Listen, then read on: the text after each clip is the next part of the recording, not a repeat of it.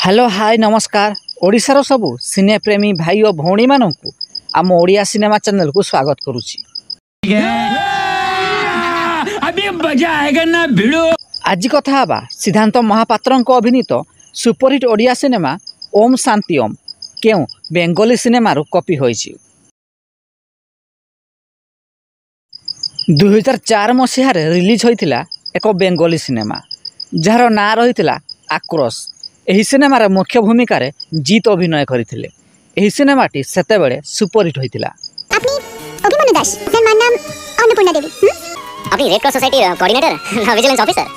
एहार मात्र गोटे वर्ष परे रिलीज होइतिला ओडिया सिनेमा ओम शांति ओम। एही सिनेमा को निर्देशना एवं संगीत निर्देशना देइथिले प्रशांत नंद। मुख्य भूमिका रे सिद्धांत महापात्र एवं अनु चौधरी अभिनय करथिले।